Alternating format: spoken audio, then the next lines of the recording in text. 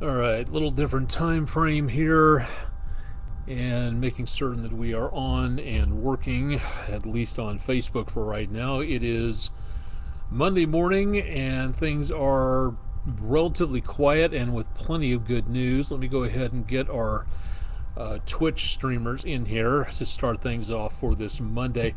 For those of you who are just joining us, thanks again for tuning in and to keep an eye on what's going on with the weather in and around the Tennessee River Valley area. I'm Chief Meteorologist Austen Onek. We are live this morning on both Facebook Live and Twitch. Thanks again to all of our Twitch viewers for joining us. And again, we're doing this. This is part of our ability to get weather information out to the public as to what's going on. We cover North Georgia, Southeast Tennessee, Western North Carolina, and a small portion of Northeastern Alabama. If you got questions about what's going on with the weathercast, ask them. If we don't know the answer, we'll do our best to get you to a place where there's some more information out there, if at all possible. We try to give you a better update as to what's happening with the weather. Usually in a weathercast on TV, you're going to get 2 to 3 minutes if you're lucky, and of weather information, if that. Now, that's a huge amount of time in TV circles, but it is, again, something that we like to be able to kind of expand and expound upon a little bit more, just to make certain that everybody knows a little bit more about what's going on. And if you want to ask questions about what's happening, go ahead and drop them into the comments section of either Twitch or Facebook Live, and we'll do our best to answer whatever we can on there. Monday, again, with the possibility of some less hot conditions over the next couple of days. We'll talk more about that coming up here in just a little bit. But for this morning, again, a beautiful start to the Monday area. We're just not seeing anything in the way of major amounts of problems with clouds or rainfall or anything else at this time. Hopefully we'll get some good time-lapse views up here on the screen in relatively short order. We'll get those to you on social media. You can already see a few clouds starting to pop up on our Lee Point camera looking back around the area of Highway 153 and 64. Traffic is moving along pretty nicely at this time across much of the area. Beautiful sunrise colors reflected off the waters of Island Cove Marina and Resorts. This is all from the EPB Fiber Optics WeatherCam Network. If you'd like to see more about that, head to our website, wdef.com/weather, for more information there. Lookout Mountain, just to the west-southwest of the News 12 studios in downtown Chattanooga. And again, a few clouds up there. Going to leave this view recording overnight because hopefully we'll get a good moonset picture as the nearly full moon heads down across the area. From another shot of downtown, we're looking again back out toward Lookout Mountain from the downtown building skyline, and again a few clouds here and there, but otherwise looking very nice. Good clear skies, very good visibility out across much of the area. Air quality is excellent for the time being, but we may be back to maybe some more smoke coming our way. We'll talk about that in just a little bit. And also, again, looking back towards Signal Mountain off in the distance, way out there on the horizon. Traffic on the 2475 split is moving along quite nicely, and we'll continue to see that throughout the rest of the day, hopefully. Didn't explain, I'm working for Chip Chapman, who's taking a couple of days off to get some stuff taken care of. He'll be back in again toward the end of the week on a bit of a different, we're kind of playing fruit basket upset with the schedules at this time. So Todd Heislip will be in with your forecast later on tonight. Temperatures already back in the mid-80s, and it's going to be another hot one for today. Humidity dew point levels will be a little bit lower, not by much, but we'll drop them by just a little ways out there, and that's going to help things to feel a little bit more comfortable, maybe by just a little bit. But during the late part of July, early August, that is something that we really do need to take into account. So we'll hopefully continue that trend out there for the course of the next several days. Winds out of the northeast, that's an important part of what's happening. We'll show you that in the forecast coming up here in just a little while. Time to play one of America's favorite game shows. Where in the World is Andrew Harrison?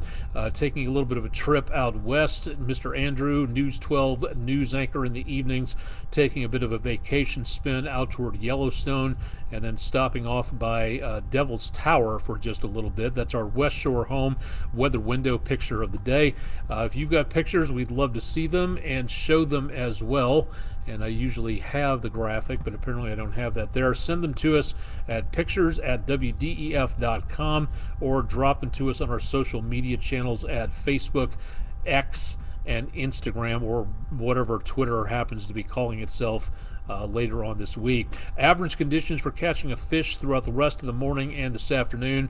And again, hot conditions out there. It will be seeing winds out of the north at about 5 miles an hour, and that'll keep things relatively nice for most of the area as we see, again, temperatures not too much hotter than this for the rest of the week. Next weekend, yes, but in between here and there, we're going to kind of drop down by just a little bit. So that'll be kind of nice to be able to see that, taking the numbers down here into the area by just a little bit. Either way, gardening, fishing, whatever, golfing, whatever you're doing out there, please make certain to take into account the temperatures. Forget the cardigan, but remember that extra bottled water. That will come in very handy out there.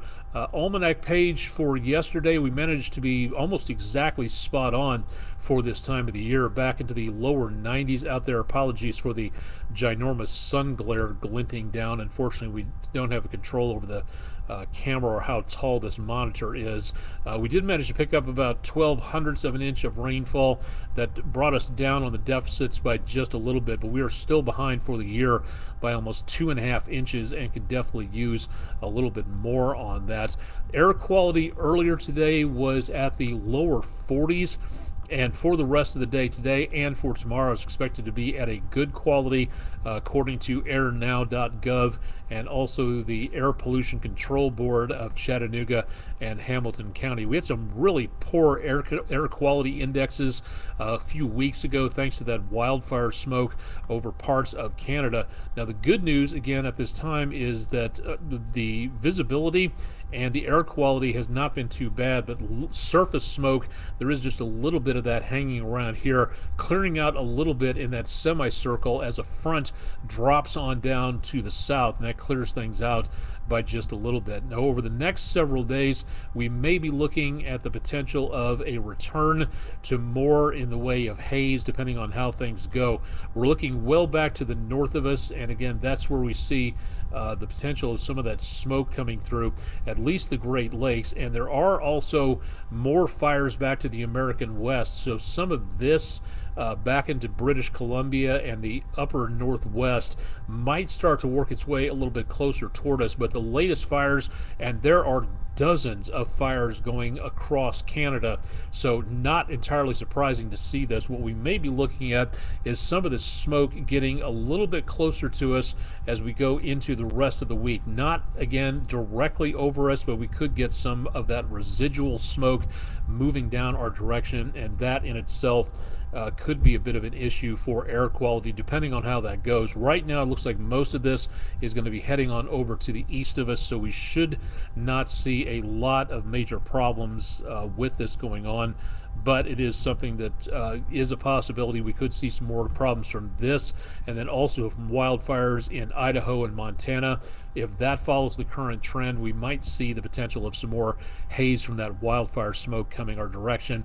But we'll wait and see again over the next few days to see where we wind up with that. We do have this front around the area just south of the area, and that's really big news because as high pressure from Canada drops out of the south, this has done a very good job of pushing high pressure to the Gulf of Mexico back down that direction, and has basically confined the really warm, moist air down this way, at least for now, for the time being at least. As we go toward the next couple of days, this front out to the west of us, the warmer air will return as we go into the end of this next week, and that means temperatures will dip a little bit first off into the midweek period, head back up again toward next weekend, and that is where we see again that potential for more showers and thunderstorms coming our direction as well. So for right now, most of what we're looking at is going to be decently quiet, hot for today and tomorrow, right on schedule hot, not like major heat wave territory.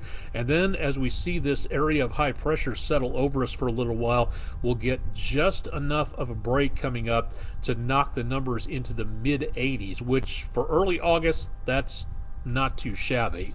So for right now, we're looking a lot better at this time, at least later on. It's going to take a while to get rid of some of that heat, probably the rest of the month at this rate. But the good news is that the extended forecast for now is not seeing anything in the way of majorly heat. That heat dome is still in place down to the south and west of us, but most of this heat dome that was settled right about in the south central United States is kind of flattened out, so it goes from coast to coast, but it's down toward the southern part of the United States, and we see again some just above normal a possibility for temperatures, but nothing really huge coming up where it comes to, again, any major heat waves. So some very good news on that for the time being. So if we do have any more major amounts of heat coming through, looks like the second week of August and farther out, that'll be our best chance of picking that up. Again, those forecasts will change greatly,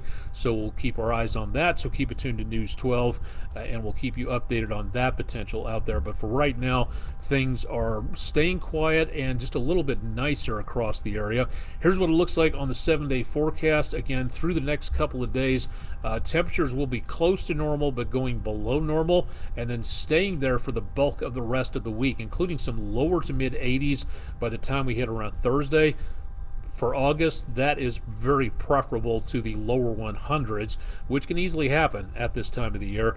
Now, we'll be going back upwards again into the lower 90s as we head toward Saturday and Sunday of this next week and the first weekend of August. So far, again, pretty typical all the way on through there and here, but then in the middle, we catch a bit of a break, and then that's also where the chances of showers and thunderstorms start to form. Outdoor activities, again, 2-a-days out there for marching band practice, football, softball, whatever else is going on athletics-wise, and any outdoor activities going to the latter portion of the summer vacation schedule. Going to have to watch out for the heat this weekend as we go back into the lower 90s, and then we look for the potential of these showers and thunderstorms to develop by midweek and go all the way through the weekend. So anything outdoors, remember, it may sound like a silly catchphrase, but if it saves people's lives, I'm all for it. Turn around, don't drown.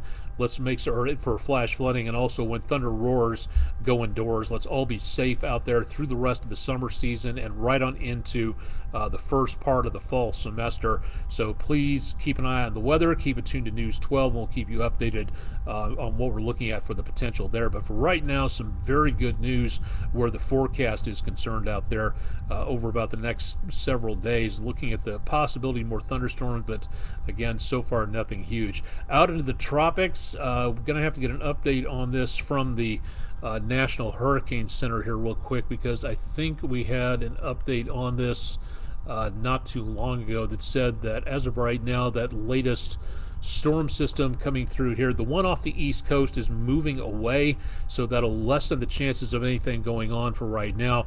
This one out in the Atlantic is expected to be a stronger storm, turning to the northwest and then going north into the subtropical Atlantic. Could be some gale warnings with this system for the high seas, so some choppy conditions out here well to the east of Bermuda. And for right now, it appears to be what is nicknamed a fish storm, not bothering anybody but the fish in the middle of the Atlantic basin. So looking good here, but it's better chance of development at this time. A 20% chance, that's dropped a little bit in the last update from the National Hurricane Center for this storm system closer to the east coast, so less of a chance of this system developing. But once again, that's something that we're going to have to watch very carefully, especially if you're on the east coast. Again, this is the time of the year where these systems launch their way off of Africa and travel across the ocean we can get some very potent storms coming on through here. And given that the ocean is very warm, especially back over to around the Caribbean and the Gulf, where ocean temperatures are very bathtub, hot tub, jacuzzi, potato, whatever you want to call it. The basic idea is that the waters here are unnaturally warm for this time of the year. It usually takes the ocean waters a few months to heat up. They are starting off very hot, and climate change is what is going on with that. So one more reason that we need to fight climate change is to make certain that our oceans keep the temperatures the right way. If the ocean level surface gets too hot, we could interrupt the circulation patterns, and then we could be looking at a whole new set of troubles out there. So for right now, things appear to be status quo where these two storm systems are concerned. Any storm systems that form across the basin of the Atlantic and move back this direction or form in and around the Caribbean or the Gulf, they're going to be forming over very warm waters, and that means these systems could intensify very rapidly. So this is something that we could be looking at for the potential of some problems in and around the area there. So much of what we're seeing now, quiet. That may not stay that way into the course of the next several days and weeks. So keep it tuned to News 12 for more on that. A little bit of a view, condition 1 from around Munson Scott South Pole Station in Antarctica. A little bit of moonshine out that direction, looking a little bit quieter there than it was this weekend, but with a bit of a healthy north to northwesterly breeze. Starting to see some bigger problems out there when it comes to winds across much of that section of Antarctica. Earlier today, minus 71 air temperature and minus 110 degrees wind chill. So gives you an idea as to how chilly it is. We show this to you again because it is very steamy out here, so it's nice to kind of see what it's like at other places where it's a little bit cooler, and maybe that'll cool you off by just a little bit. Through tonight, if you have any plans to be outdoors, it will be a little bit on the brisk side, at least dropping into the mid to upper 70s, so decently comfortable. The International Space Station will be going directly across the top portion of the sky, what they call the zenith. It's going to start to rise at 9:49 p.m.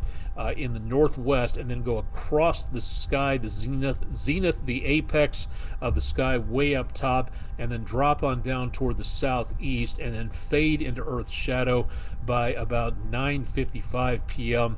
That is tonight. Your opportunity to do some satellite spotting out there.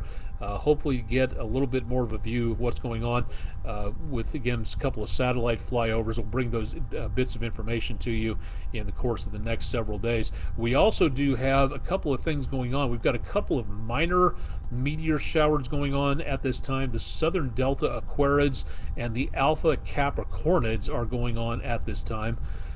This is something, let me see if I can block out, well, meteor showers coming up. Sorry about the glare right there. The Perseids are the major meteor shower. They're already going on at this time. They start around the 14th and go through September the 1st. The peak of the shower is rising with the constellation Perseus in the east, and so named because they come out of that area of the sky where the constellation is. August 11th through August 12th, and again, a couple minor showers going on right now. By the time the Perseids peak next week, the moon should be waning and the moonlight should be less, but it may drown out a couple of the meteors, but at least it'll be better conditions as we go into and around the area of next week or so. But those two minor showers, you may notice a couple of extra streaks in the sky at nighttime, and that's because we've got technically 3 meteor showers going on at this point, but a good opportunity to get out and learn more about what may be happening out there. And if you'd like more information about what's going on, posting this to as many of my social media pages as possible, but you can find me on several different websites out there, Facebook, X, Instagram, all of the other places out there as well. Reddit, Tumblr, YouTube, Mastodon, Counter Social. I'm also on chess.com and lichess.org if you'd like to stop by and play a game. My ID is my amateur radio handle, KG4GKE, if you'd like to take a look around and play a game of chess at some point. Want to mention this especially to all the teachers and administrators out there that if you would like for us to visit your classroom, we would love to be able to do so. Unfortunately, we can't do so without your permission. Some schools we've gone to have asked us about, well, who do you pick, which classroom to just show up at? And we tell them, and honestly, we don't do that, and we don't really. That's kind of a strange and kind of creepy thing to do, not to mention rude for the idea of just interrupting a teacher's schedule like that. But if you're a teacher or an administrator who would like one of our weather personnel to appear at your classroom to talk about weather safety, different phenomena of the atmosphere, if there's a special topic you would like us to cover for your science classes, for your grade level expectations, give us a buzz. Let us know what you would like to be covered, and more importantly, give us your contact information, some possible days and times, your grade level that we will be speaking to. We do a different program for the kindergartners than we do for the high schoolers, and anything in between right there, but that all depends on you. Give us the details. Go to the News 12 Food City Weather in the Classroom program. That's at wdef.com/weather, and then click on Weather in the Classroom to fill out the details as to who, what, where, and when you would like us to appear. And again, an appeal to do this as soon as possible, because as of right now, it's going to be difficult to get everybody taken care of, especially as we go toward the middle of the semester. If you'd like for us to appear during the fall semester, that's great, but your best bet would be to get that taken care of as soon as possible, because those amount of requests fill up the space very, very quickly, and we may not be able to accommodate you until spring semester. So and being serious now, that is something that is a very big situation. So if you are going to want us to appear, great, we can do it, but just please make certain you go to our website to get checked out and to make certain that you've got everything in line with what you need to have there.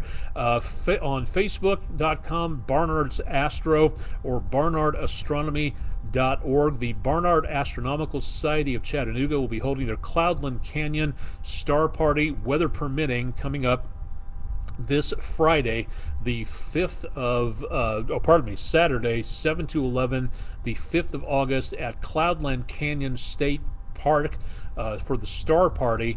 That'll be at the Disc Golf Parking Area in Rising Fawn, Georgia. 30738 if you need a locator system there, or go to their website at barnardastronomy.org to find out more details about this upcoming availability, to look through their telescopes and to learn more about local astronomy there. Also remember, if you have a weather radio and don't have it programmed, it's about as good as having a paperweight on your desk to protect you from severe weather. If you'd like to know more about how to program it, great. Go to our website, find out more at wdef.com/weather. We have a video there that can help you explain a little more about how easy it is to program these. If you don't want to be bothered by certain counties in a particular area, you don't want to hear the warnings or advisories for whatever county for whatever reason, you can program those counties into the computer that runs this weather radio, and these things cost you about $30-40 at a department store or grocery store. So if you have the ability to get there and give this a try and to get this programmed, this is a piece of equipment that should be in every single home, every single mobile home, every single business, every single school.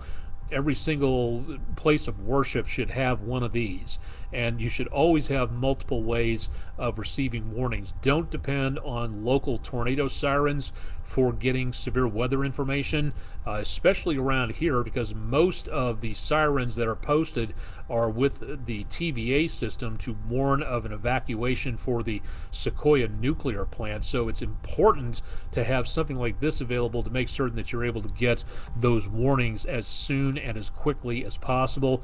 This could save your life at some point in time. So again, please get that information there and get this weather radio if you have one programmed. If not, go out and get one this week, because the best time to prepare for severe weather is when absolutely nothing else is going on. So when it's quiet, now's the time to get ready for severe weather. It's going to be one of the best things that you can possibly do.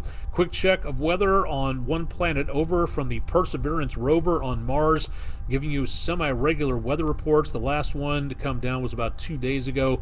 A high temperature of 1 degree above 0 Fahrenheit for Mars during about the late autumn, early winter period, around that time of the equator. That's almost a heat wave for Mars, and a low temperature 105 degrees cooler than that. If you'd like to know more about this rover's weather reports, the Curiosity rover, or other great facts about the red planet, go to mars.nasa.gov and find out more about what's going on with the weather on the red planet. Very cool stuff to see like this. When I was a kid, this is what I wished for, to be able to have that weather report information coming around.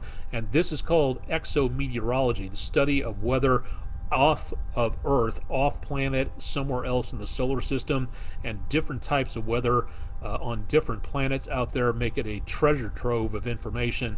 Definitely not like what Earth sees. So if you'd like to know more, again, mars.nasa.gov for more information there. Once again, if you have pictures for our Weather Window West Shore Home Picture of the Day, send them in to us at pictures@wdef.com or on Facebook, X, or Twitter or Instagram if you'd like to have your picture be the next West Shore Home Weather Window Picture of the Day.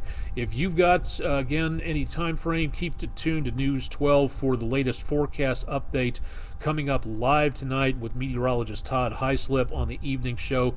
And of course, I'll be in with the morning show throughout the course of the rest of the week. But things, again, for right now, little, if anything, in the way of major problems at this point, so good news there. I'm Chief Meteorologist Austen Onek. You've been watching the very early edition of Weather Overtime for Monday, the last day of July 2023. August starts tomorrow. We'll have your forecast bright and early on the morning show. Todd Heislip tonight, and of course, our forecast always available at wdef.com/weather. Thanks for joining us. We'll have more on the noon show, and of course tonight and throughout the rest of the week. So stay tuned for more with News 12 on air and online.